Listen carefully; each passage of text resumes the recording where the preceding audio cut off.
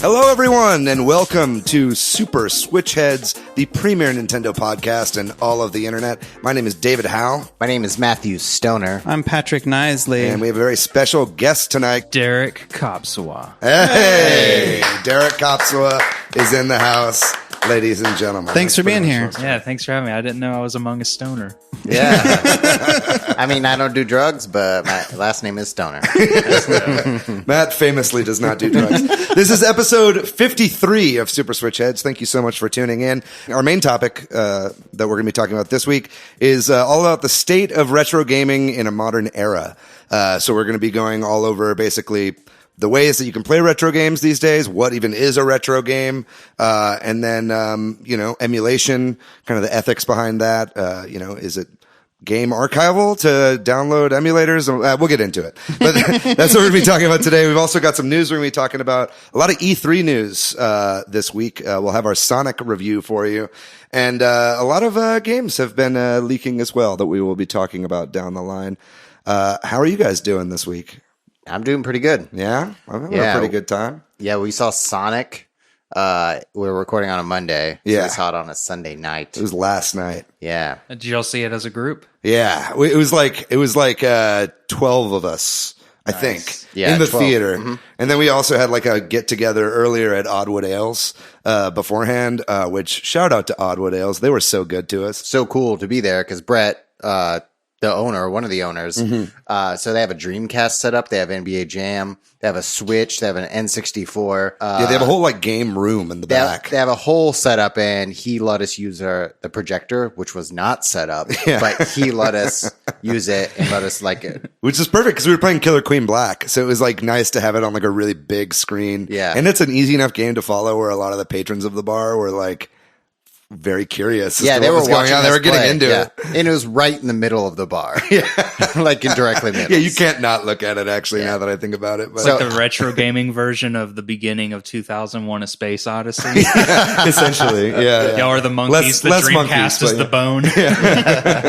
It was really cool of him to let us use his equipment. And that's dope. And the whole thing was just a really nice time. Like it was a good way to get some of the Switch Headz community like out, and we hung out with a lot of different people. There were like different people at the bar than were at the movie, and then there was some crossover as well. So it was a really fun time. It was nice to see a bunch of friendly faces. Mm-hmm. So I've been conspicuously quiet during this talk because I was planning to come to this fun event that we all planned, and then my kid got sent to the hospital, or he's in the hospital right now, and so I had to go to the ER on Sunday night, and I've been at the hospital the last 2 days, which or is whatever its own adventure. Yeah.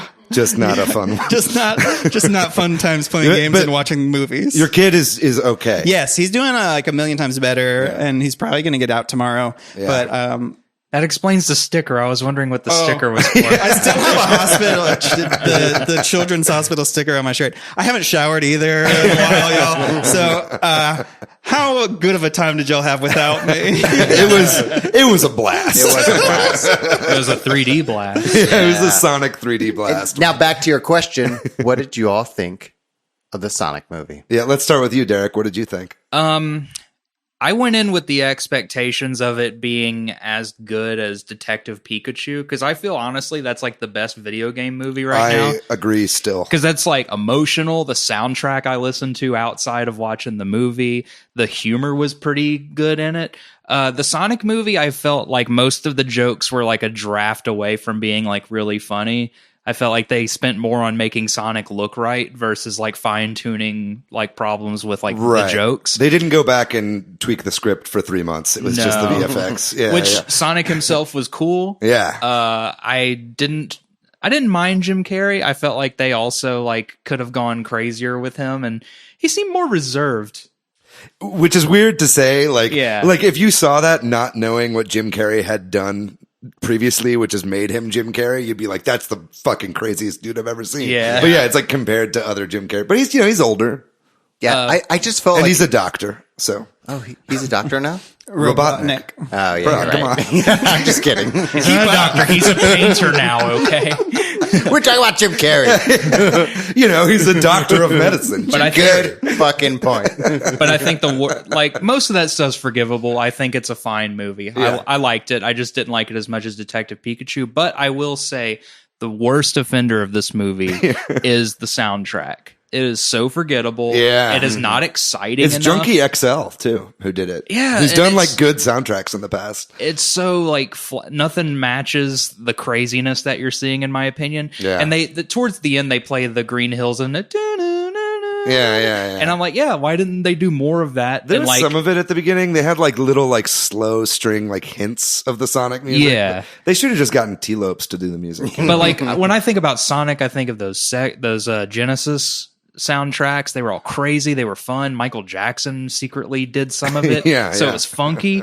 And then like the Dreamcast, they had that like metal band that well, Well, that was edgy Sonic. This was like a Sonic origin movie. You know what I mean? This is like Sonic like starting as like a bright-eyed youngster and then like learning to have an attitude by the end of the movie. I feel like that's kind of what they were going for. Yeah. And I totally see what you're saying. Yeah. I think the movie's fine. Yeah. I also agree that the movie's fine. And David, I think you posted a user review from Rotten Tomatoes that says Sonic, a good enough movie. Yeah. And I feel like it's not Detective Pikachu, but it's good enough. Yeah, I think it's good enough.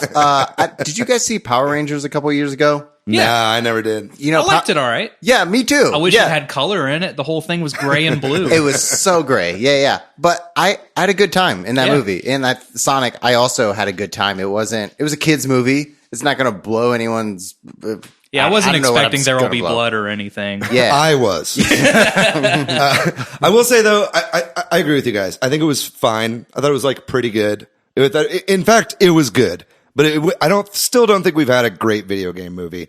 I think we're still away from that. I think we'll get that soon though. I mean, I feel like this movie clearly set up for a sequel. No spoilers, but it clearly set up for a sequel. And I feel like they could do way better with a sequel now that they've set everything up. And it's doing well enough to possibly warrant one. I think it's if it continues to do well. $60 million opening weekend. Something like It's the that. biggest video game movie opening weekend Yeah. of all time. More than Detective Pikachu, which was at 53 million. Yeah. So, Damn. you're I right didn't though. realize that. I think you were right that the jokes were like one beat away from one rewrite away from being really good. And I think they should have just gotten Ben Schwartz to punch up the script. Like he punched up the Rise of Skywalker script. Like they should have just gotten him to do it. And I'm sure that they will with the sequel. I think it'll be good eventually. Anyway, that was quite a bit on Sonic the Hedgehog. We could probably move on. Well, before we get into the rest of the news and stuff, we have a couple shout outs on here. Oh yeah, let's give some shout outs. Last week we talked about video game movies, and a Kupo Nutter left a message that there's not enough mind soap in the world to rid the Super Mario Brothers movie from their memories. Yes, that's correct. And then I posted back to Kupo Nutter and I was like, hey, maybe listen to our episode and we'll do our best to purge it for you. And he said that was cheeky enough for a subscribe. So thank you very much, That's so Kupo mean. Nutter. That's just the Mario Brothers movie is Blade Runner for kids. No, we got all into it last week. Kyle Baker on Facebook told us that they disagreed with some of our hot takes. They listened to the podcast and yell at us. I think they said something like that. For our console ratings. Yeah. In particular, that one. Yeah. But enjoys the podcast and would love to start an Oklahoma City Switch Headz chapter. So if there's anybody else out there listening from Oklahoma City, let us know. We can hook y'all up. Yeah, or hit up Kyle, right? Yeah, exactly. And then we got a follow on Instagram that's worth mentioning. Oh, yeah, Killer Queen Black started following us on Instagram, baby. What's up, Killer Queen? I know you're not probably listening, but we talk about your game all the time, so what's up? And we continue to get a lot of, mostly negative, feedback about our console ratings. So, thanks for disagreeing with us and the rest of the world. We knew that episode would inspire some hot takes. Yeah. And now we'll get into the news. All right, we good? Yeah, let's do it. Time to get into the news. Okay, so because my kid is in the hospital, I don't have all the best links in the world, but the Nintendo PlayStation... A little bit of inside baseball there, It Patrick. is. So I feel like when we talk about this one, we're kind of winging it. The Nintendo PlayStation auction has been happening. Oh, I've been following it. Okay, yeah. Yeah. So maybe you can be our guide through this. Well, I want to topic. actually look up right now where it's at. Right, that's what I don't have any links to. Yeah, but here. so start talking about it. I'll several look it weeks up. ago, or maybe even longer, we started talking about this auction coming up, and the person that had this. So if you don't know, Nintendo and Sony briefly had a moment where they were going to put out a console together, like a add-on to the Super Nintendo type thing, where it would take CD-ROMs to play more advanced games. Those talks broke apart. Nintendo ended up working with Philips in another failed venture. But there are a couple of prototypes of this Nintendo PlayStation out there, and one of them is up for auction right now. Right. So when I first checked it, I think when it first went up, or at least within the first couple hours, it was at 15 grand. And then by the end of that day, I checked and it was 30 grand. And now it's up to $350,000. Holy shit. Yeah. And it absolutely makes sense and it's still got I think 18 days left at this point. Oh my so God. It's totally makes sense though. This is as far as we know, a one of a kind, unique bit of gaming history that is what could have happened, if Sony and Nintendo had not diverged. And, of course, it famously did. And now Sony has all the best selling consoles ever made. You know what I mean? Right, so it's, right. yeah. So and it's crazy. It's there's really high quality pictures of it. The controller is just a Super Nintendo controller, but it says Sony PlayStation on it. And it's really trippy. It's visually pleasing. It looks great. Yeah. Yeah. I just on the first day, I almost put a bid in. Just because it was I knew it was going to way exceed it. There's no way I would get it. Maybe for one moment you could have had. Yeah, and then I was I don't know. I feel I'm probably getting some issues with my bank or some shit, or cause I definitely don't have that money. But what if you had the final bid yeah, unintentionally? exactly. Yeah. That's why I didn't do it. But yeah, I mean, this is the same guy who turned down $1.5 million from a prospective buyer to put it on the market. To put it on the auction market. So he's definitely hoping it's going to get above that, and I think it definitely could. That price, you could buy every console twice and still have $100,000 or something. I'm talking limited editions and stuff. Even dev kits and stuff. Yeah, a $500 NES or something because it has a character on it that only did 4 of them. Yeah, that's insane. Yeah, this will definitely be the biggest video game auction ever by the time it's done. Cool.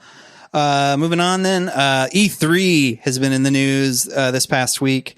So we'll start with this little tidbit. Jeff Keighley, who is a famous video game industry person, does the Video Game Awards every year at E3, does the Coliseum, I think it's what it's called. He hosts the E3 Coliseum every year. He publicly stated on Twitter that he is not going to do that this year, and he's not going to be involved with E3 this year. He's not going, apparently. Yeah, he's not going to be there. He's not going to help produce any part of it. He's not participating in it. And he wrote this public statement about it. And so obviously that kind of we've talked about on the show previously. E3 is changing and also has had a lot of problems, and the Sony's not going to be there. They've had all these issues of leaks. So this is another, I don't know if you want to say nail in the coffin. I was going to say nail in the coffin. So if there's another metaphor for transitioning to something else. This is another Bunsen burner under the urn. I mean, everyone's deciding not to show up. Who's going to be left? Stadia? Are they even going to exist? Well, one of the people that was rumored to not be there was actually Nintendo. Right. But then we found out that wasn't true. There was a leaked document with some of the exhibitors. Right. That was shown, and Nintendo was not on the list, so everybody on the internet started going crazy, being oh man, E3 is done, it's over, blah, blah, blah. And then, there was actually an interview earlier this year with Doug Bowser. He's oh no, we're going to be there. None of it, I guess Nintendo being there is good news for E3, but the other two pieces of information are not good news for E3 as we have known it, at least. Mm-hmm. I know we've talked about this a lot. Any other? What if Nintendo had a really screwed up leak, like the Sony one, 6 years ago, where they said a bunch of damning stuff about people that we know and stuff like that? What would Nintendo say? I don't know. It would all be in Japanese. Nobody could read it. Those fucking idiots keep wanting Zelda games. We're out of ideas. We just keep making it more beautiful. That's what they want. Give us another cel-shaded Zelda, Nintendo. You know what people really want? More motion control. I do wonder if Jeff Keighley, his response was, I'm not going to be at E3 doing press, or if it was him saying E3, the company, whoever the parent company is, ESAA, whatever the name ESA, is. Yeah. They didn't hire me to produce stuff. No, I think it was I'm not definitely gonna his be own there. volition. I think that was made pretty clear. The way it reads, yeah. Yeah. And this will be his first time in like this. I think he's been the last 24 E3s. Like, he's been there since the beginning. Has E3 like paid him to be there? In particular, I'll read the wording that makes me feel this way. He says, Yeah. I have made the difficult decision to decline to produce E3 Coliseum. I think that's pretty clear cut. Yeah. So like, I think he might be making a power move to run the whole thing. yeah, like to be like, Maybe. or to do a competitive, or like to make the Game Awards more like, more of a thing or whatever. I think he's doing his own thing now and is like, and sees the writing on the wall and like either making a power move to take over or he's just trying to do his own thing. Either way, E3 still, it's not going away. Definitely not, at least this year. So we'll just kind of see how all this stuff shakes out. I mean, like, we don't need E3 anymore for crazy mic drops like the PlayStation announcement. They can just do that on Twitter and they don't have to leave their job. Yeah, everybody's starting to realize that whether they want to or not. Right. And I mean, you know, my understanding is it's not cheap to get floor space at this event. And like, why spend that money when you can get the same amount of reach? Yeah. It can be tens of millions of dollars to set up stuff at E3. Moving on, we've been talking about Animal Crossing, New Horizons a lot lately and all the controversies. Well, no longer on the ESRB ratings for the game does it show that there will be in-game purchases. So people have been talking about that. So if you were paranoid about that, I guess you don't need to be, though it's still early for us to know all this stuff. Yeah, We still don't know anything. We will really know what we need to know whenever they do an Animal Crossing Direct. And until then, we can only really speculate. Right. So, but if that was freaking you out, don't let it. Don't worry, though. The new Pikmin's going to have nudity, and it's going to be on the ESRB rating. You have my dollar. Sexy ass Pikmin. This is the flesh Pikmin. Captain Holamar. The Pikmin are already naked, right? I mean, They'll add junk. Pikmin have nipples now. It needs a whole bunch of Hey, Pikmin. that didn't raise the rating on Super Mario Odyssey, so I don't think that would. So, moving on. Like David talked about earlier, there's some potential game leaks from ratings boards again. This time, the South Korean ratings board is giving us some indication that a couple games are coming to the Switch that we already didn't know about, and some of the ones we've already heard about, like BioShock, once again, look like they've been rated by the Korean rating boards. But XCOM Collection or XCOM 2. It's XCOM 2, yeah. XCOM 2. And then Catherine Full Body, which I don't know much about that game. Catherine is a Atlas game. It's kind of like... Is it like a visual novel? No, it looks like it at first. It's kind of about dating, but it's more of like this psychedelic like trip into this dude's head as he's like kind of lusting after this girl. And then Catherine Full Body is like kind of like a definitive edition a deluxe type thing. I think it also came to Vita, and it's come out to, I think it came out for the PS4 and Xbox One this year, so they're just gonna be porting that game to So Switch. it's basically a new Sega Saturn game. 'Cause half the library of the Saturn is just dating simulators. Yeah. And Atlas, while we're talking about Atlas, they, I guess, publicly said to tell fans to keep fighting for a Persona 5 port to Switch, which is a really annoying way to say something. Yeah. But I guess it indicates they don't have the power to do it themselves. I mean, this was spreading around on the internet today, and I think that the main takeaway here is that they were talking to a rep from Atlas America. And it was somebody who themselves says that they're constantly telling Atlas Japan, the main Atlas, that Western they really audience. people really want Persona 5 on the Switch. And like, basically this was them saying to fans, like, I can't do anything about it. You just have to keep begging for it, which is annoying because you hear developers say that all the time. Right. And it's like, also like, have they not been on the internet for the last 2 years? Like everybody is begging for Persona 5 on the Switch. So, I mean, the dream is not dead, but it is annoying to have developers like request that fans beg for stuff on Twitter. Yeah. Cause that also historically doesn't ever get you anywhere. Yeah, I guess we're going to get Mother 3 soon. So like, have they always been just like on PlayStation? The mainline Persona games have, yeah. Okay. Which makes you think there must be some sort of official or under the table exclusivity deal for them. Yeah, but they've for whatever also reason. always gone to Vita. You know what I mean? Like, or PSP, like the Yeah. golden ports or whatever. And so it's like, so now that is really not a thing, at least definitely here in the West. We want it on handheld. Yeah, somewhere. yeah. And I think that they're starting to get the idea. I mean, they put out, like, Atlas in Japanese put out a poll asking what games they want to see come to Switch. And so Right, it's like, that's right. So that was one of them. So it's like definitely just more fuel for the fire of that So- speculation. I wanted to ask this. I don't know if it's too much of a different conversation, but like, how do we feel about exclusives on consoles? To me, that's the draw of a console, but I feel like everything's kind of gone on all the consoles anyways. I lately. think it's becoming less and less important with time, and I think it's just the landscape is changing. Like, Yeah. I mean, like Xbox or Microsoft doesn't really care that much about exclusives anymore. That's never been their strong suit to begin with. But it's like, I think now that we're seeing a lot more cross-platform play and a lot more cross-generation play, even between PS4, PS5, Xbox One, and Series X, like, I think all that is going to just start to blur. You know, and with PC it's- gaming too. They're turning Yeah. into Sega. Yeah. Like they have too much of similar things, and the expensive price of jumping to the better quality isn't worth it if they've already got a fucking new console coming. Yeah. Like Yeah, no one's going to pay $500 for a newer version of what they've been having if they're going to have an even better one in like 8 months. Yeah. It just doesn't make sense.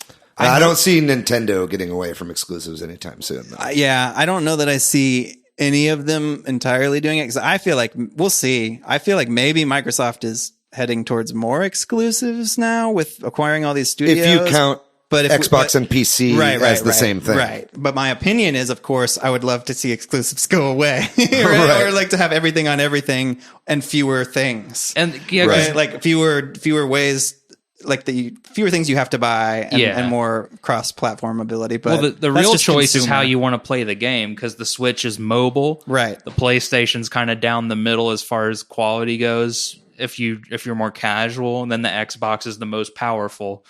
So like, And it's which one looking do to be you that want? way with the next generation as well. Yeah. Like from the specs we've heard already, Xbox will probably be the most powerful again. But bringing us back to Nintendo stuff, in Japan, NSO subscribers are going to be able to play Dead Cells for free for a period of time, which we talked about this a while back. In Japan, you could play Fire Emblem Warriors for free earlier this year or maybe late last year. And we keep thinking, well, maybe that means something's coming to North America soon, but that hasn't happened yet. But I don't know. Can you play this if you are an NSO member and you have a Japanese like secondary account? Do you know? That's the answer to a that really question? good question that I don't know the answer to. Gotcha. I would imagine though that if you have a Japanese account, then you could access it. If you know this out there, I'd love to know that. That's Yeah. just I'm just curious about that. I no longer have a Japanese account. I removed it so that Sasha could have an account Okay. on my Gotcha. Switch. That's probably why I looked at you. I was for that I was question. at the maximum allotted users. But yeah, I mean, Dead Cells is a great game. If you're in Japan and you're listening to this podcast, go pick it up. Hopefully we get some stuff like that. This is the first third party game that they've That's true. had on there and the first indie. Indie? Yeah.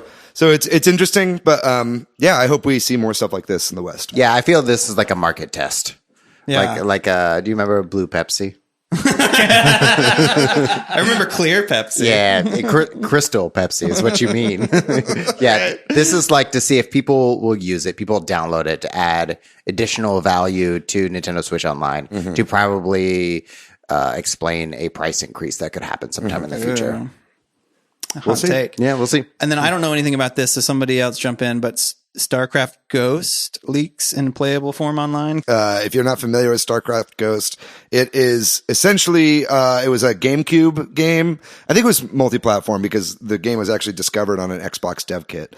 But it was a famously canceled, Blizzard third-person game set in the StarCraft universe that was like it was talked about a lot during the GameCube era because they were kind of trying to get more mature games and stuff like this, and this was going to be a big one. I always confuse StarCraft Ghost with Geist, which is a game that actually was released. Totally, yeah, because they came around the same time. Yeah. But yeah, apparently the game, in whatever build it was in, whenever they stopped developing, has now been leaked online. The guy who found the dev kit found this on the system and didn't hoard it to himself like a Nintendo PlayStation, but rather put it up on the internet for anyone to download. So if you've ever been interested in what StarCraft Ghosts look like, there's tons of videos up online. And I now. think that's the more honorable person. Oh, yeah. Yeah, I think so as well. Yeah, the gameplay is weird because it harkens back to the 360 era of like third-person shooters. Or even like original Xbox. Yeah, it's like a Gears of War behind the shoulder game shooter with like a little bit of like Lara Croft movement where you like climb things and shit. Right.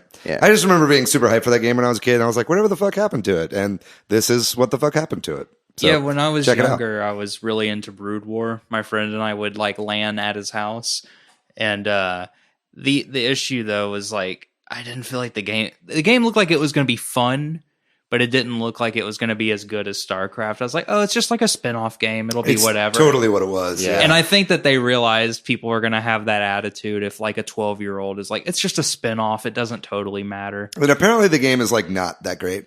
Also, Yeah, so it doesn't look great. I think like because people have been playing it and they're like, maybe this is just an early build, but this is not that fun. So It's like an archaeologist finding a like million-year-old turd. yeah, exactly. Is this gold? No. At some point, maybe. The DICE Awards, like a gaming awards show, happened, and a couple of Nintendo game or a Nintendo game and a Nintendo adjacent game, I guess, that we talk about a lot. I got some honorable mentions. Oh yeah, Untitled Goose Game won Game of the Year. That's crazy. That is crazy. That was not a popular announcement around my office. I could see that. I mean, I think if you're talking about like impact of games, then I can totally get it. And even, I mean, it's a very unique game. It's a great game. You know, and it is very good. Yeah. Its biggest flaw is 2019? Yeah, for 2019. its biggest flaw is it's short. in Yeah, my I opinion. agree. I'm biased, but I thought Resident Evil 2 was the best. Yeah, I mean, last that's year. sort of a lot of, that did win a lot of Game of the I need Year to play awards at that. the end of the year. I- Yeah, I the- still haven't played the- it either.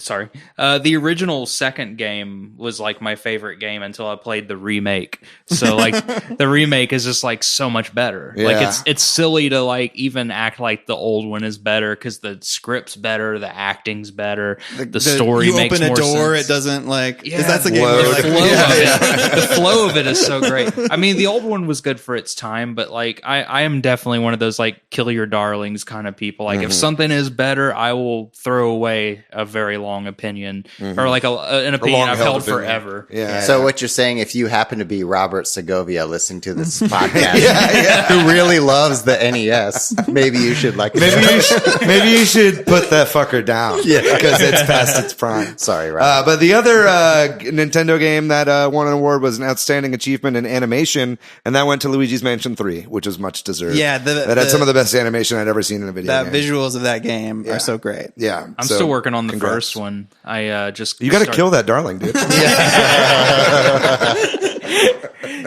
The old one's really good. I've been playing it on the Wii with my GameCube through a component. Yeah. So it's like playing it like on GameCube, but close to HD. Yeah. And I'm like, damn, I want to play the other ones now, but I want to Yeah. finish it because I hate buying a bunch of games and never finishing any. I of think them. the new one is definitely the best one. Dude, it's really, really it's good. running at that 480i.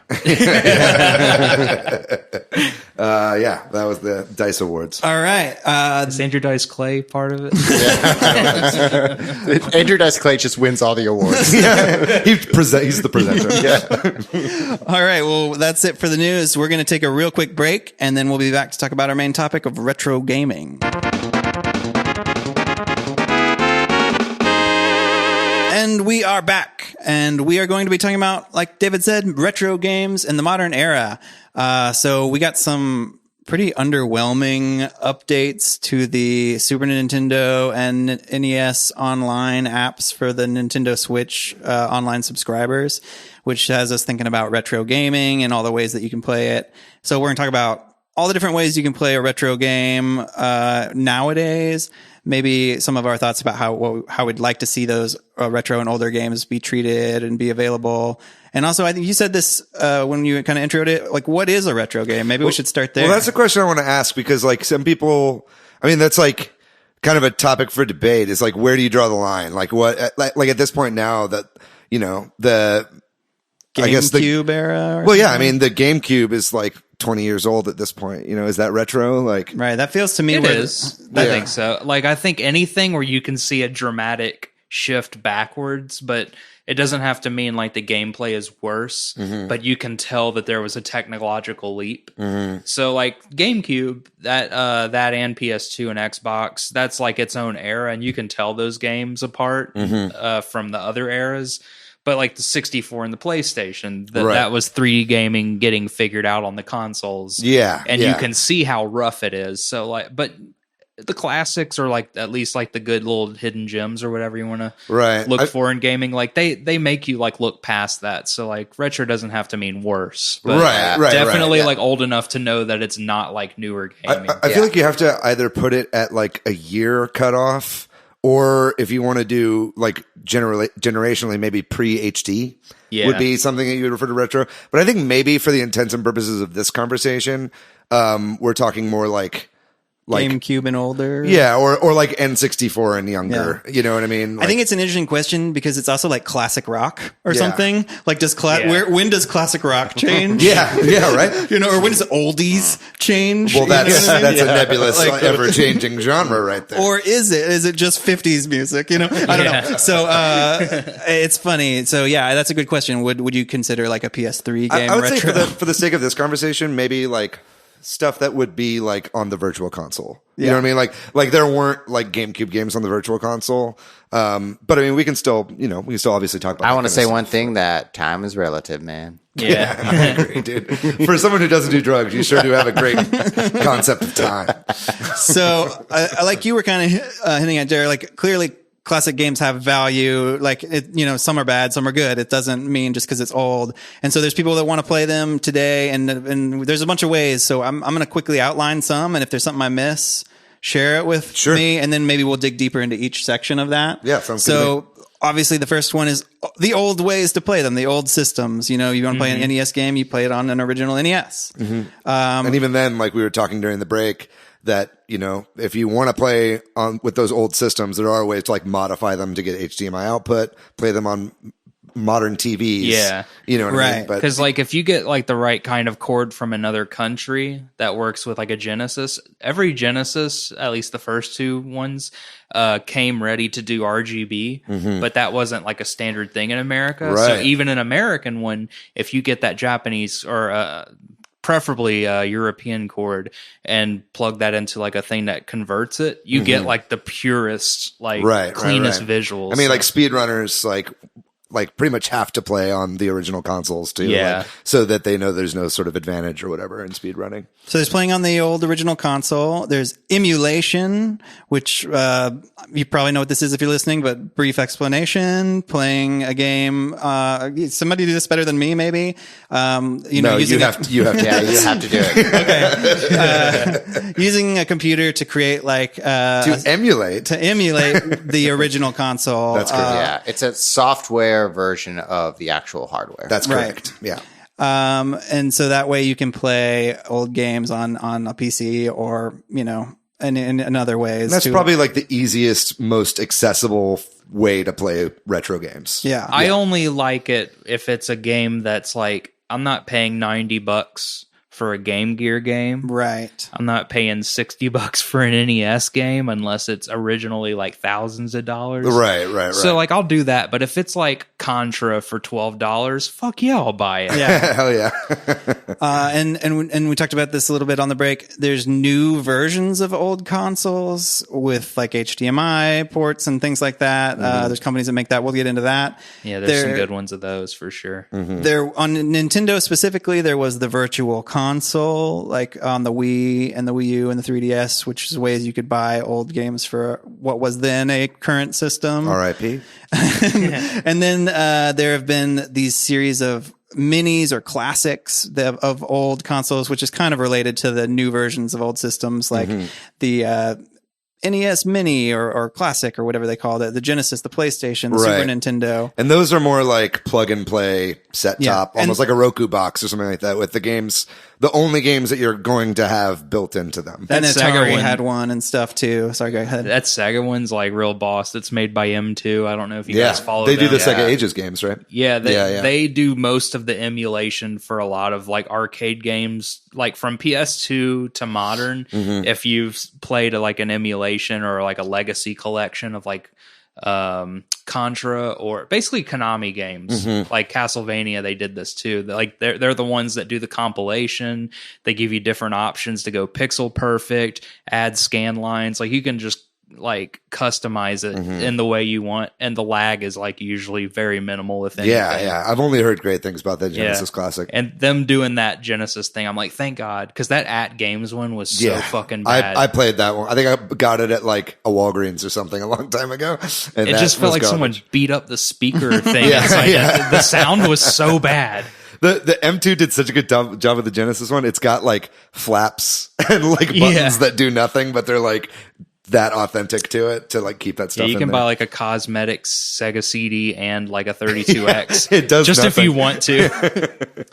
And then last way to play classic games to just finish out the list is something like the Nintendo Switch Online subscription. I mean, this is kind of coming, a future thing, but it's also somewhat true on like Xbox Live that, you know, every month there's a new, sometimes they have an old Xbox 360 game available or something like that. These sort of subscription systems. All right. So we're going to dig a little deeper into backwards all those. compatibility. Yes. And that too. Right. Yeah. Which is another little thing we'll get into on that same sort of topic. So let's start with owning old systems, sort of pros and cons in this day and age. I think you were sort of talking about this. Yeah. You own a bunch of old retro games. Yeah. Like you're an actual buyer of these things. The like positive is, or one positive is you play the game the way it was designed to be played. Kind of like you're talking about speedrunners have to do it that way.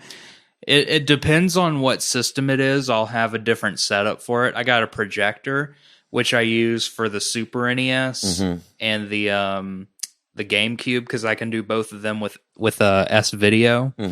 And the S Video is like really great. That's like the cheapest way to go. What sucks is a lot of American CRTs even don't have S video, so that gets frustrating. I had a line doubler that goes from B and C cables. Remember those kids? To VGA. So like I could get a lot of systems going through that on like a flat screen TV, and it looks great. But the problem with that is that the whole thing is clunky. And I brought a cord. I have a SCART cable that I use. It's from Europe for the Genesis, as I was telling you guys. It gives that RGB signal, and I put that into a box that goes to HDMI. It's like lag free, plays amazingly. Genesis can look good on any TV. It's not shitty. But like, I use my CRT TV for PS2 because I feel like a lot of PS2 games can look good through SCART. But I don't have a frame meister, so like it just does like a slightly better than composite signal, and then it doesn't really upscale it. So I just go back to the CRT. Plus, I play a lot of rhythm games. Well, it's like you want zero lag with that. And it ruins the experience. Like, and it's like honestly, like a lot of these games are like made for CRT. You know, and we were talking about that earlier as well. Is like, you know, especially like PlayStation 1 and like N64, like when we were first figuring out like polygonal graphics, like that stuff was not made to look at in high def. You know, and so it's like PlayStation especially, like there's a lot of dithering that they do with a lot of the graphics. So it's like CRT just kind of like blends all that together. Yeah, the Saturn was really bad with that. Like I was able to play it through that similar thing on my big HD TV, but I'm like, these games just look like shit blown up like this. Even it's just the clearness makes it even worse. So maybe like one of the negatives of this from a financial standpoint is if you want to do it right, you have to buy all this stuff you're talking about, or have access to a CRT TV and all this stuff. This is a SCART cable for a Genesis. For the listeners, there's a cable being passed around. Yeah, right now. I think that's one of the pros that I really like about playing retro consoles is that it allows me to tinker.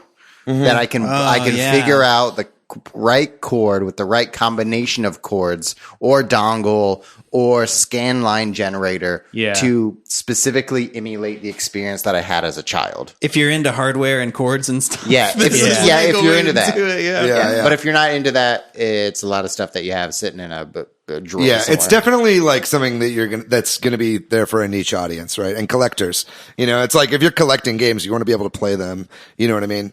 And so, so I mean, I think that is like not necessarily the way that most people are playing these games, but it's definitely got a niche audience, and clearly you're really into it. Oh yeah. I will say this, anytime you get around GameCube era console that can go through component, like definitely go component, because it was like HD before HD, so you can make Wii games and GameCube look good without like modding your GameCube. Right. Like there's good little hacks. Like I love having the software because I've had a lot of computers just fuck up, so I'd hate to like have all of this like data, all this game saves and stuff just get deleted. So having the original hardware, like most of these like consoles from the 2000s and on, well, I probably can't say that about the 360 and PS3. Those are probably fucked up more. But anything 360 is not playing these days. Yeah. But the original Xbox, if you can get one that works and you can do it through a component, they were very forward thinking. Like that thing was like HD ready, basically. It's 480p, but it still looks amazing. It's a shame those GameCube component cables are fucking expensive. Oh, they're like $200. Yeah, Just yeah. get a Wii and do it through component. Yeah, It looks yeah. the best. Yeah. So in addition to the accessories being expensive, like you also said, not every game is easy to find or purchase for a fair price too. If you do want to collect rarer or play an older, harder to find game. Yeah, I'm not spending like $200 for Earthbound or whatever out of box. Like just download the fucking ROM. There's no reason. If you for really that. want to play it on a cartridge, you can print the ROM to a cartridge. Or, yeah, you can get an EverDrive. Yeah, EverDrives exactly. are like a good middle ground, I think, because like you're playing on the hardware, but you're just playing the ROM because either the game's just really hard to find, Yeah. or it's too expensive, which that's the reason I think we need emulation. Even though, like, I will say I've brought a laptop to a party and hooked it up to a projector, and people just, it doesn't matter if you're playing through a 360 controller, which I think is a perfect controller, they're just not having as much fun as if you bring the actual console. Yeah, everyone just checks out. It's weird. I mean, it so much of it is nostalgia, right? And Yeah. like the feeling of having it in your hands again, and it's like that feeling of being a kid sitting too close to the TV or whatever. You know?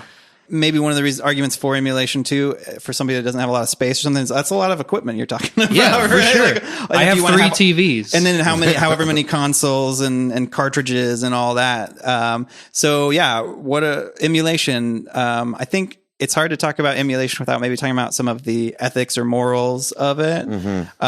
So we explained what it is, but what do you guys think like about, you know, do you ever feel guilty for emulating games? Do you feel like you should own it or have owned it? Never. Pretty much never. Yeah. Because like that's the only way you can play some games now. Yeah. Right. The Sega CD, you can't buy a Sega CD physically. Even out of like it's never been opened, there's a chance that the parts don't work, and it's hard to replace that shit. I'm not spending $900 to play a crappy Sega CD game. I would rather stream or play that through HDMI through my laptop, or just play on the laptop and try to do it. But there's also the argument 32X too. is that way too. Yeah, 32X is definitely like that. But there's also the argument that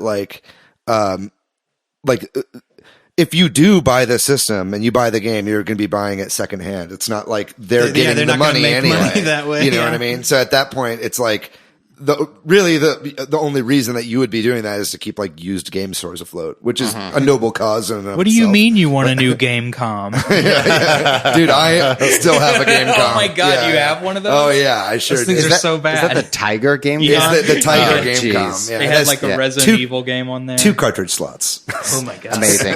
Yeah, I think that's the point. Like if Yes. a game, the Sega Saturn, let's say I want to play like Sonic R or something like that, I would be willing to spend money to play that game. But I can't, because I can't play that game, the marketplace for someone to take my money to play that game, it doesn't exist. Therefore, my only option to play this game is emulation. Yeah. But I don't disagree with anything that's been said, but like to be to be on the other side of things, like there is a marketplace for some retro games, right? Like they are currently selling for modern consoles, some collections of older games, right? Yeah. And I think in most instances, instead of emulating, I would get those collections, just because of ease of use. Yeah, You know like what I mean? Mega Like, Man I X. have my Switch on me at all times. If I can have that game on my Switch, like and I'm going to be playing it all the time, that's a lot easier than me firing up my laptop, connecting a Bluetooth controller, like pulling up the ROM. Totally. You know what I mean? Yeah. That's about as old as the SNES too. I think Mario All-Stars was like one of the first big collections. Yeah.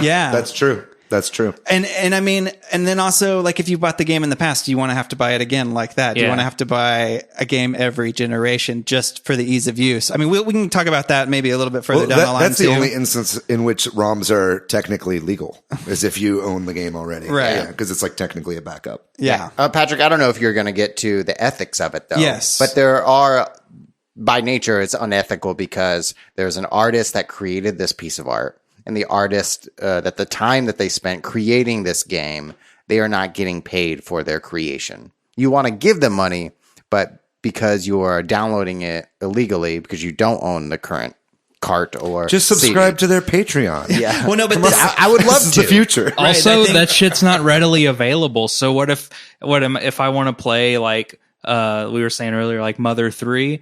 What if they didn't have a port coming or already out? Do I have to wait 11 years for them to give a fuck? No, this is Well, they will never. Yeah. So. this is a great, interesting topic in and of itself. Like, because in theory, at least, we want to support people who make art Yeah, or for video sure. games. But when it's inaccessible for various reasons, because you can't port it to the new hardware, or like you said, Michael Jackson did the music for a game, and they can't move that game over. Yeah. That or game whatever. still hasn't been ported. Yeah. It puts you in a weird position as somebody who just wants to play a game. Yeah. Or Yeah. maybe not if you're And not plus, worried about it. Even if you get it like through a subscription service, like the PlayStation Now, or if you buy the game remastered, how much of that like $20+ is actually going to go to that artist anyway? Yeah. Totally. Like, I'm not saying that You we sign don't the have rights to pay away. for it, but like if it's a game that's like 30 years old and it's been remastered, we're not cheating them out of like feeding their family. Like they've right. gone to other projects. Yeah. The money is going to the rights holders. Yeah, I don't Yeah. think that we're cheating anyone out of money, but I would be willing to spend a little bit amount of money to the developer for XYZ game. For sure. That I can't get anywhere. One of the creators of Pirate Bay actually had a similar kind of idea where in his kind of like perceived future, Right. like all artists would have like direct, basically everything would be pirated, and then what you enjoyed, you would like throw money to, Right. like over like an online portal that goes directly to them, bypassing everybody else. I you know, think and it's like that's very utopian. It's not really realistic, but it's like I think eventually we'll get somewhere close to and that. even if it's just like everything kind of like we were talking about, like being cross-platform and everything being backwards compatible so that you can play these games without this weird legal gray area. Yeah. And I That would be really am going to be pissed if we go fully digital on all games, because I obviously already have gripes with trying to play games in physical form. If they just they're like, well, you could have bought this, but we don't have the lease for it, so now you can't buy it on any platform because it's in limbo. Well, Like, stuff just gets pulled from digital stores. Yeah. Not only that, like the version of Tetris for modern cell phones, like touchscreen Tetris, EA published that game, and the rights are going away from EA like within a month or so. And not only are they going to remove it from the digital storefronts, it's going to be removed from your phone if you have that game on your phone. And so usually- that's scary, you know. yeah, usually that's like something that is like a decent argument with digital stuff, is as long as you've purchased it or you already have it, if it gets removed, you still have it. Yeah. Right. The fact that like that precedent is happening where Yeah. people can just yank it from your phone whether you wanted to or not. And Like, even if you still have it, like you said, what if you lose that device that you had it saved to, and then you can't read download yeah, what if my it? hard drive crashes? Well, that's just why we have websites full of APKs and ROM files and all this kind of archival stuff. I had an original Xbox crash and I was so pissed because I was like over halfway through Dead to Rights, which was a really hard game. So it means I got to play from the beginning again with that damn Dead to game. Rights, is that a PS2 game? It's a PS2 and Xbox game. Okay, yeah. Yeah, I think like from a business perspective, you run into licensing issues because if it's Right. some like wrestling game, Yeah. or if it's Tetris, Or a movie-based game. Well, yeah, that's why Right. GoldenEye, I think, will never come out again. Right. Yeah. Because it's like you've got issues with Rare no longer being with Nintendo. Nintendo published it, but then also you've got the rights holders of the movie and the whole Bond estate franchise. Yeah. And it's Pierce all Brosnan's Yeah. likeness Yeah, being in it or it's whatever. a legal mess. Yeah. Like, you don't want to fuck with the Broccolis. That's true. As people who don't know, the Eon people who own Bond, their last names are all Broccoli. They're all 500 years old. Unless there's other stuff you want to talk about before we move on from emulation. all There's also quality issues with Yeah. some emulated games, right? Like it's not this, because this isn't necessarily the way that the developer made the game. It's been, recreated through this software as a hardware thing. Not every game plays right or Especially the same. audio hardware is really hard to get right in emulation a lot of time. With like the N64, it's really hard to get Yeah. audio streaming correct. And that audio is like half a game, really. Yeah. And I know a lot of pro emulation people who are like, oh, I don't care. And I'm like, no, dude, because when you play the real thing, like I'm a purist when it comes to like most art or media. Like if I want to watch a movie, if it was made for 4:3, I'll watch it in that, even though Totally. I think widescreen's better. Like I want the thing in the way it's supposed to be done. If it's designed to have the sound be a certain way, Yeah. I want it to feel like I'm really doing it, or else I'm not playing it. Like Yeah. what the hell? Yeah. So Yeah. that's another consideration. Another example of that are like light gun games. Yeah. Like you can't play light gun games on LCD technology. Yeah, you're like right. there's currently a Kickstarter called Sindin who's trying to solve that by creating like a software screenshot of your LCD monitor to play analog light gun games. Like on Duck computer. Hunt or If it works, if it's great, like by all means, but I wish that we would keep doing what the Wii did, because that's a third of my appeal for the Wii is how much I can play any kind of gun game. Oh yeah. Like, Yeah, sure, your target's going around and it's not like playing the arcade, but who cares? You're on like a 50-inch LCD playing House of the Dead 3. Like, that's pretty so cool. tight. And it Yeah. works. Yeah, like, yeah. I don't care. Yeah. Dude, just keep using the Wii bar thing. I would love to play the game Revolution X on any giant I got it for screen. Saturn. Yeah, it's a Aerosmith shooting game. I did not know that. Oh yeah, you I'll have shoot to a look whole, that up. you shoot a whole bunch of SWAT team people, and you can throw CDs like they're bombs. It's a crazy ass game.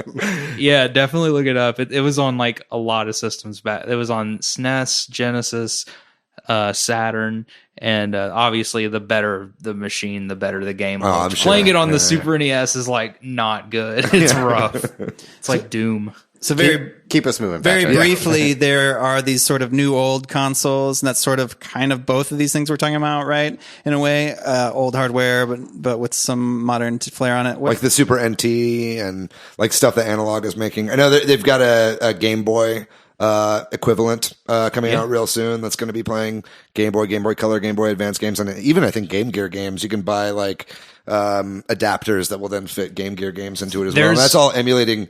That's like hardware emulation, not software emulation. There is an EverDrive that has, I believe, a Game Gear like slot, and it also has one for the Master System. That you can like do an adapter through the Genesis thing. And I think that's cool because the Master System is a system that can only do RF, which looks awful.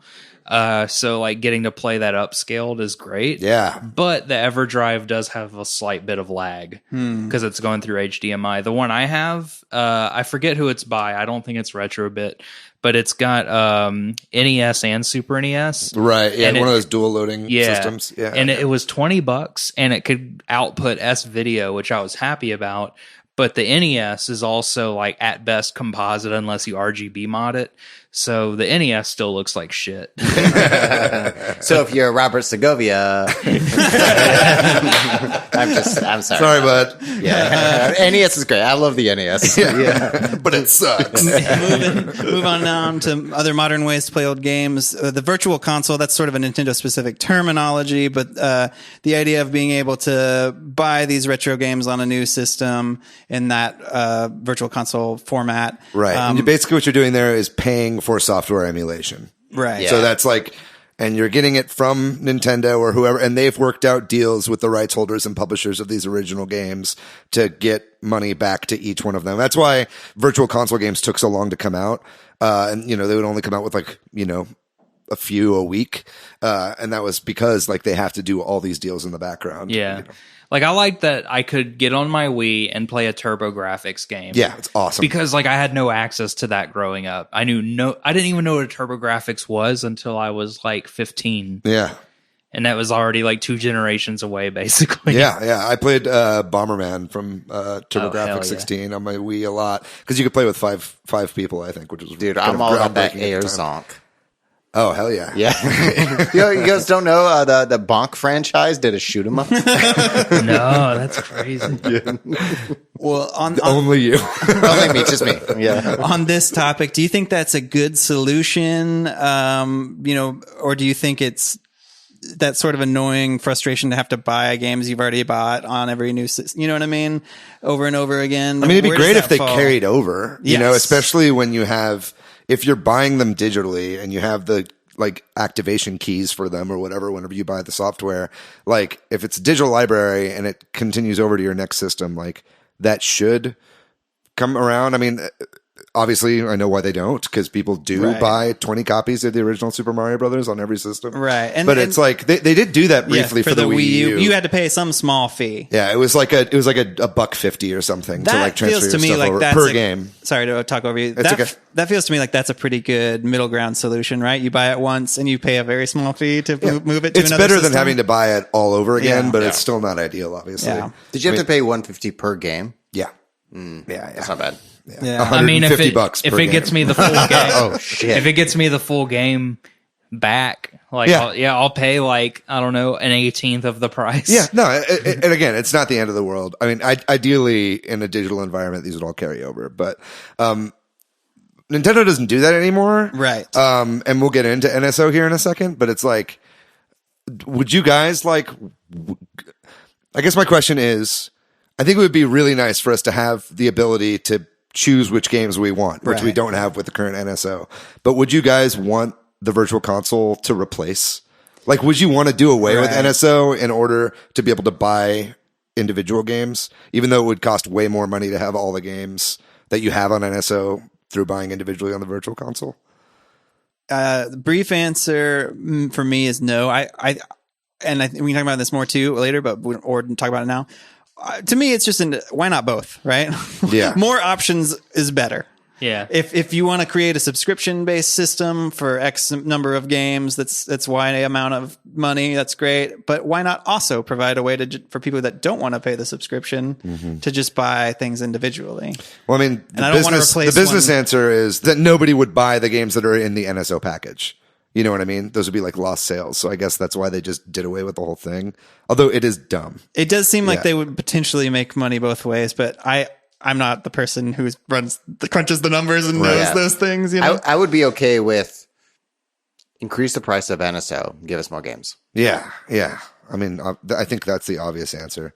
But I don't know. I mean, at the same time, it's like, yeah, when you look at the breadth of games that were on the virtual console, especially on the Wii, versus what we actually have now with these subscription services that are entirely curated by Nintendo, it's pretty sad, you know, like just the amount of stuff that you could get. And like, especially now that I have a portable system, like I'm much more likely to buy virtual console games on this Right, portable yeah. system that I have than I ever did on the Wii, where I could have just sat down and played them on an emulator. But like having it on the go is kind of the appeal. Can we come back to this in just 1 second? And, Sure. because I feel like this is where we should close out this sort of Sure. NSO discussion. But briefly, there are these NES, SNES, Genesis, PlayStation, and also Atari ones and stuff like minis or classic systems. The plug and plays. Yeah, the plug and play systems. And before we get into the NSO stuff too much deeper, I just thought we should mention these because they've been kind of exploding the last several years. Are these a good solution? Or you know what I mean? Is it just another great, if in an ideal world, this is just another option? It or depends on something? who makes them. Yeah. Because PlayStation had the PlayStation Classic, and it was notoriously terrible. It's dog shit. Right. Because like everything was like in PAL. For the people who don't know, PAL is what they use in England, and they run on a slightly different frame rate than Americans 50 do. hertz. Yeah, versus 60. So all the games played like very janky, and Sony just kind of didn't give a shit. They were just trying to capitalize on the NES Classic hype. And I never played the NES Classic or the SNES one either, but I mean, like the one from M2 for the Genesis, like everyone's had like great reviews for it. It's like moderately priced. Like I think that's good because the Genesis has a lot of good games and it also has a lot of bad ones. So at least getting something that has like 30 to 50 games or whatever. And it's some sort of middle ground too between playing kind of like you were talking about, or somebody showing up at a party with something that feels more authentic. Yeah. Yeah, it needs to like feel like you're actually playing the console. Well, the consoles are smaller, but the controllers are exactly the same. At like least this, best case, it feels the same. yeah. Well, I mean, I know the Genesis one is like they use the same molds that they used, and the same is true for the NES and the Super NES, even the PlayStation Classic. Yeah. Like no one's complaining about the controllers except that they don't have sticks, but like they feel exactly like original PlayStation controllers. You know, and I think you're right. I think if you bring a Classic over, or one of these mini systems, people are it's gonna be the feel in their hand and what they recognize. The problem is that they are very limited by, again, it's a curated sort of situation, right? It's what they want you to play. Because they wanted to cover all the bases that they could, which is another thing that made the PlayStation Classic just such dog shit. Because like over half the games, it's like, really? You went with Siphon Filter? Yeah. Or you went with Cool Borders? Like, who gives a shit? There's a lot of good PlayStation games, and not a lot of them are on the Classic. Yeah. But you can, though, modify these systems pretty easily. Like, I have a NES Classic and a Super Nintendo Classic, and you can really easily add all your own ROMs to them. But at that point, again, I can also see the argument of just get a Raspberry Pi. Yeah. You know what I mean? It's something cheaper, easier to find. Right. Some So of them use that technology. yeah, Like, it's very similar architecture inside, but it's like, I think to me, the main draw is like, I keep my NES Classic and my Super Nintendo Classic in front of my TV next to my Amiibos, and they just look cute.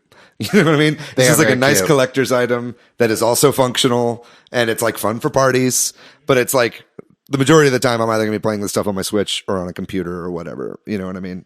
Yeah. So, but I love the appeal. I just don't know that we will ever see an N64 Classic. 'Cause I think the fad has kind of died out. Right. It's a little bit of a fad. Also, there's issues with N64 emulation, so it might not even be worth it. Though, I would like to see a 32X or Saturn emulator, because like there's a lot of That stuff is hard to emulate. Yeah. Yeah. The 32X had like some interesting games, and I feel like people would appreciate them. Doom was pretty good, even though the Jaguar version was better. But like they had Hot take, by the way. Yeah. Jaguar is pretty terrible, but at least that system got Doom right. Time to go back to our console ratings. Jaguar #1. Dreamcast 2. Damn the NES, Robert.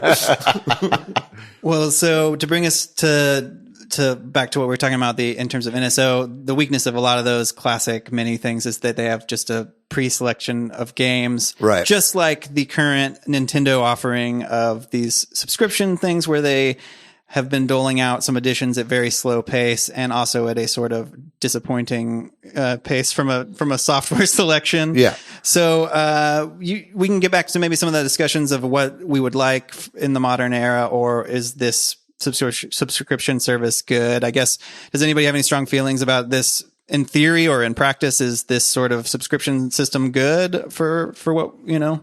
I mean, that's what everyone wants. Yeah. Everyone wants a service, you know, the Netflix, the Hulu of video games. Yeah.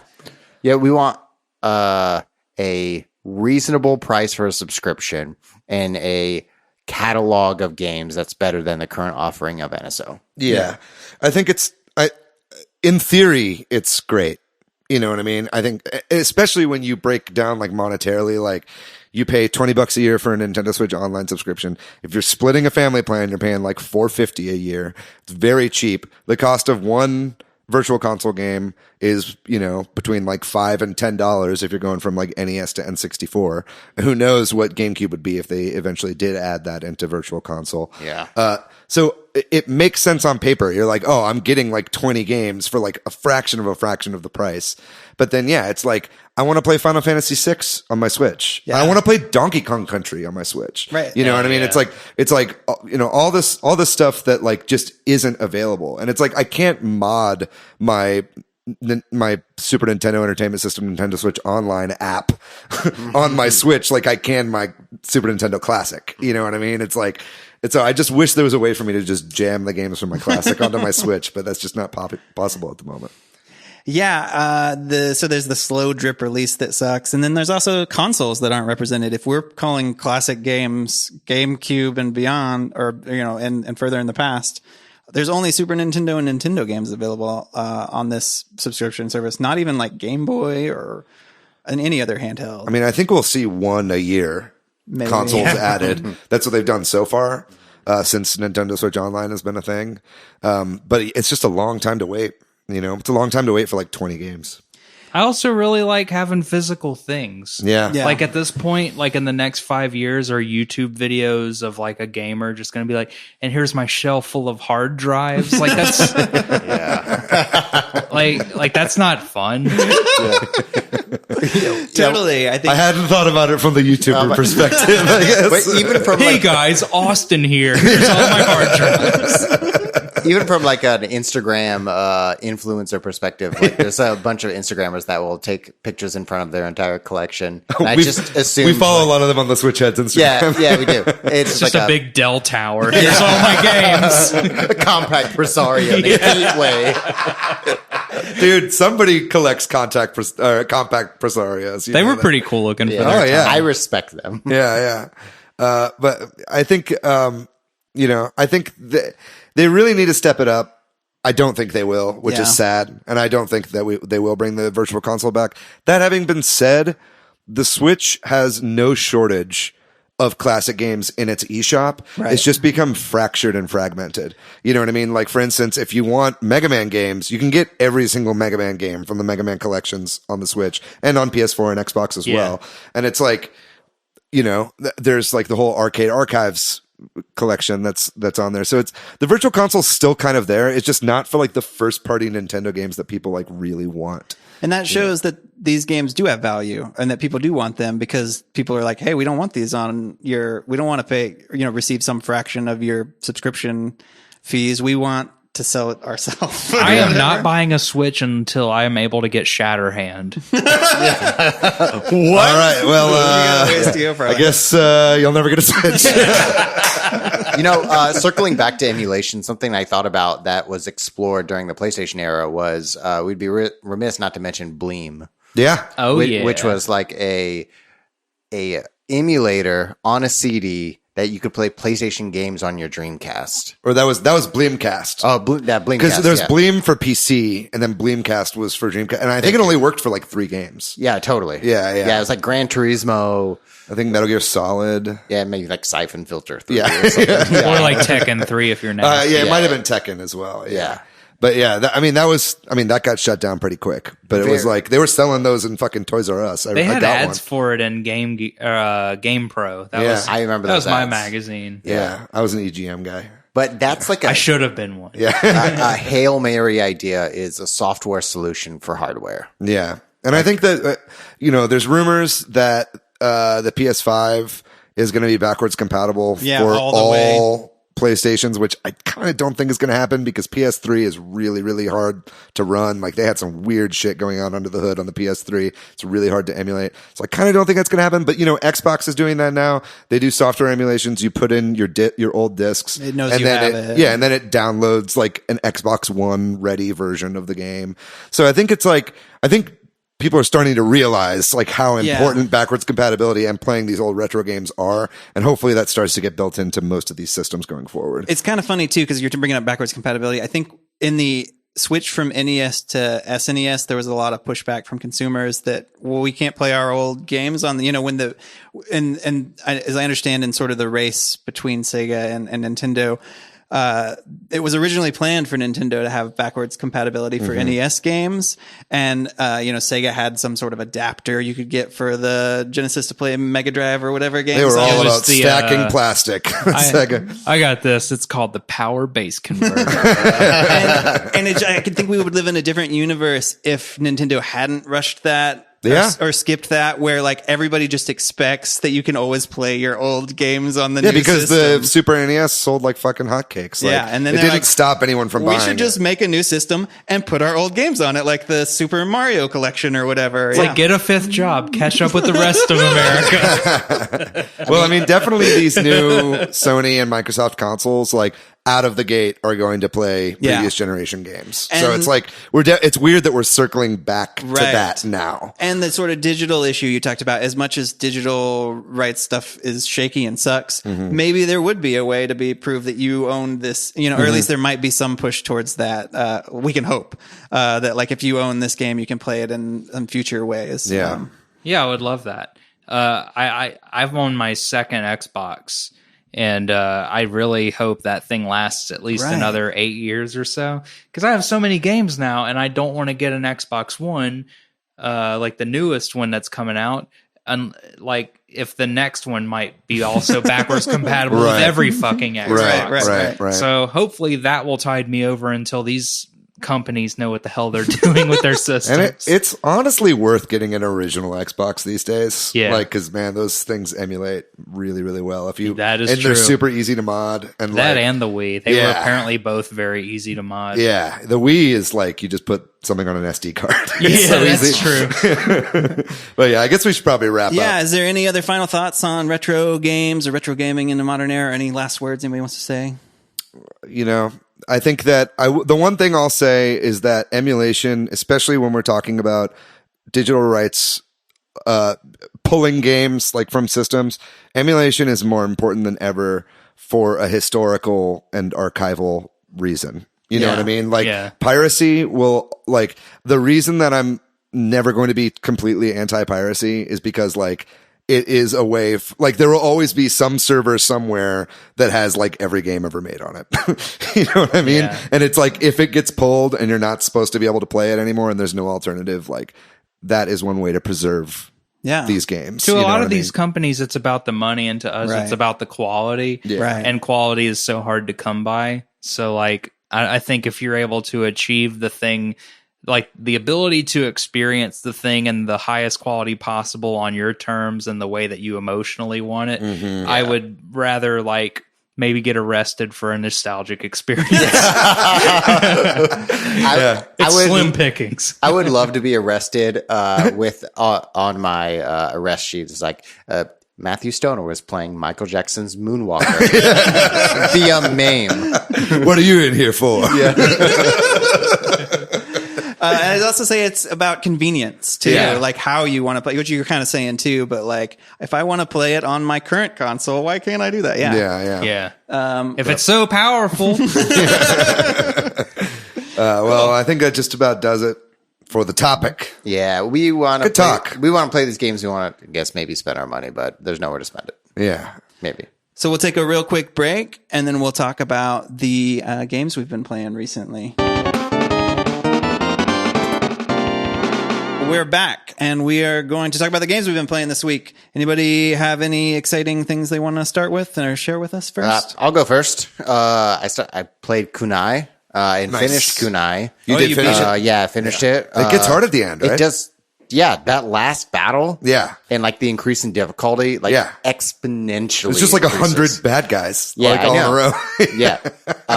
And I had a frustrating time with the last boss. Yeah. But I finally beat it after Oh, like yeah. maybe 45 minutes. Congratulations. Thank you. Did that sour the experience at all? Sometimes little. that can. Yeah, a little. I was not ready for the increase in difficulty, and Yeah. it happens very quickly. Yeah. But I was also very satisfied that I beat it. Yeah, that's the trade-off of a typical battle, right? Yeah. Yeah. Thanks, Patrick. Let me explain how video games work. There's something called dopamine. Go on. Also, they released more Star Wars mods for Blade and Sorcery in VR. They added a ton more lightsabers, and now you can add kyber crystals to any type of lightsaber. Oh, okay, So you can have nerd. like Kylo Ren's. This is really fucking nerdy. You can get a blue Kylo Ren lightsaber. Oh, that is cool, actually. That's pretty cool. Yeah, that's pretty fucking tight. I'm done. Nice. I'll go next just because I haven't been playing too much. I'm playing a little bit more Slay the Spire. I've been doing pretty good at Slay the Spire. I think I'm getting good at that game again. I can't wait for the new character to come out.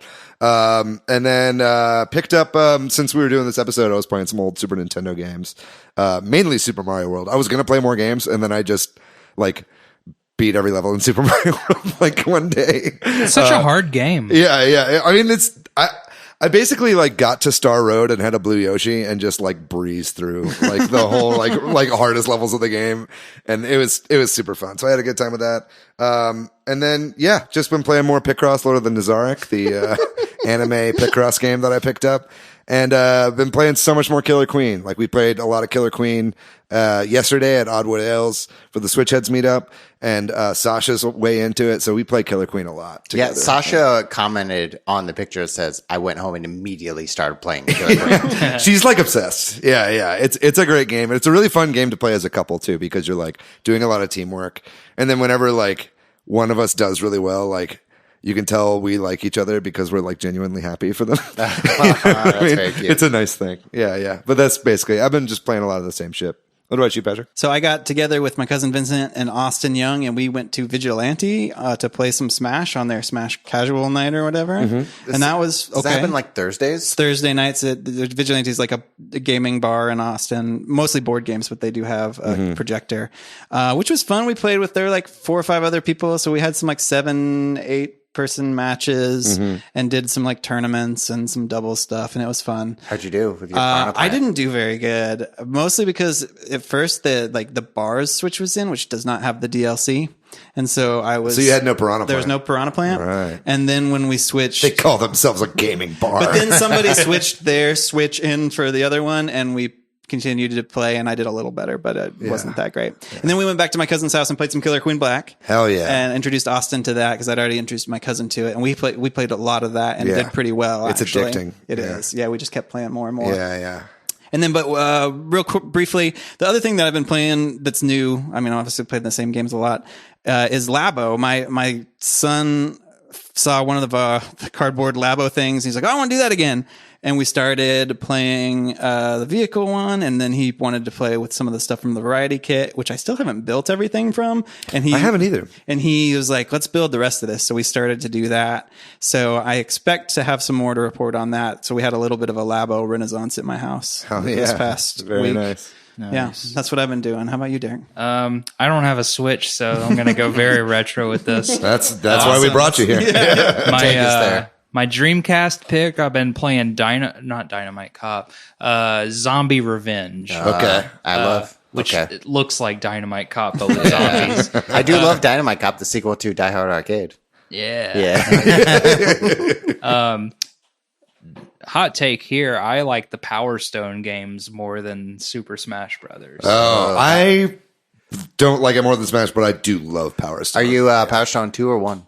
I like both, but 2 is better. Yeah. It's like Marvel vs. Capcom. Like, Marvel vs. Capcom 2 is way better. Yeah, it's not even really though worth the first going one is back to not the a first bad one. game. Yeah. But I really like it because it's like a kind of an offshoot of House of the Dead. But it's like, it's a fighting game. It's like an arcade version of Resident Evil, but it's just somehow worse than the House of the Dead games as far as the voice acting and the story. Everyone for some reason looks like outdated. Like they have a black guy with a big 70s fro with sunglasses. That was like popular really in games for a while. It's real bonkers. And for the Saturn, I've been we mentioned Sega Ages. I'm a very big fan of Fantasy Zone. I don't know if we've ever delved into cute-em-ups. What would you define a cute-em-up as? Basically, it's a shoot-em-up, like you're in a ship, like in what's the fucking game? Gradius? Something like that, like it's a sideways shooter, but it's cute, like Kirby. Okay. Fantasy Zone's probably really, should have realized that's what that was. Fantasy Zone is like a really cool, like potentially hipster choice, but it was an arcade game. You're just in this little egg-shaped ship, and there's all these like smiley face things trying to destroy you. You destroy these bases. And when you clear like you can go either way on the map from left or right. But when you destroy all the bases where all the things attacking you are coming from, there was like a big boss battle at the end, and you had to find the weakness, and you could upgrade your ship and weapons. It's such a good game. Did you make your ship more cute? Nah, you can't do that, but you can just make it faster and more deadly. Would you say Poppin' Twinbee is a cute 'em up? Yeah, Yeah. for sure. Hell And yeah. any game where you're in a ship destroying other ships and the aesthetic is like cuter and less like steampunk or Right. like World War II looking, Right. that's a cute 'em up. Hell yeah. It's also on the NES. I bought the Tengen version of the nice. NES game. We should do an episode on that. Yeah, totally. I didn't even Tengen know Tetris. I'm like, yeah. Yeah, that was like pre-piracy. Yeah. yeah, the history Like of like a Nintendo. Fighting Licensing. them and the Yeah. Well, we don't have to come up with Yeah. podcast ideas on the podcast. We did it right now. Anything else you've been playing? Has that been that pretty much it? I've been playing, as I mentioned, Luigi's Mansion, and I got an action replay for my Sega Saturn, so I've been playing. I'm a huge Resident Evil fan, if you can't tell by looking at me. But the first one is on the Saturn, and it's the only one that has a battle mode. Oh, okay. And you can do like a cheat where you don't have to beat the game to unlock it. And it's just basically like a time attack mode. You just go through a door and then here's like weird enemies that shouldn't be in this room. It's cool. You get to fight a zombie Wesker and you get to fight a gold tyrant. Oh, nice. It's like a Resident Evil randomizer almost. Yeah, a little bit. Yeah. It's really cool. That's Other than awesome. that, I've just been like playing a little bit of everything I have. Nice. That's another great thing about collecting classic games. You ever feel like anything, you just pick it off the fucking shelf. For the last year, I've occasionally like 4 times a week played Tetris on my SP. Hell yeah. I'm a big Tetris guy too. Cool. Well, that does it for our episode then. Thanks to Derek for being here. Hell yeah. Thanks Thanks for for being having on me. the show, man. Did you have a good time? Yeah, this is awesome. Awesome. I'm glad you did. Thanks to Robert Segovia for letting me roast you. Yeah. Thanks dude. to Corduroy for doing our music. Sorry to Chris McKeever. We obviously didn't play Disney Tsum Tsum, or we would have talked about it. Next week's episode, we're going to talk about the direct. Yeah. Next week there will definitely be a direct. Right? Right, guys?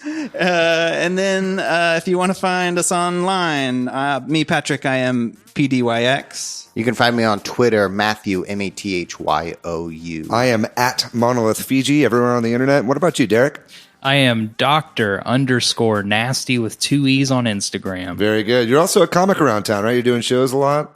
Yeah, for the most part, I'm doing a decent bit. This Saturday, I have a show called Rad Time House Show, and it's at the house I used to live in, and my ex-roommates are weird for letting me doing it. Still, find me online, and I'll tell you the address. I'm not going to put that on the internet. That's fair. And I have a show at Independence Brewery on Sunday at 5 o'clock called Turnt. Nice. Got it. That is February 22nd. Is it?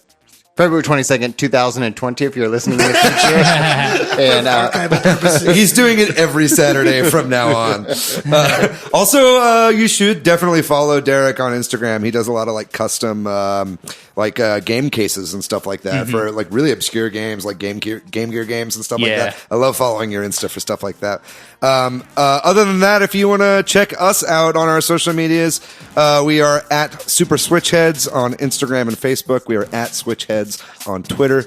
Ladies and gentlemen, thank you so much for listening to the show. I had a great time. I know you guys did too. And we look forward to talking to you guys next week. Until then, bye-bye.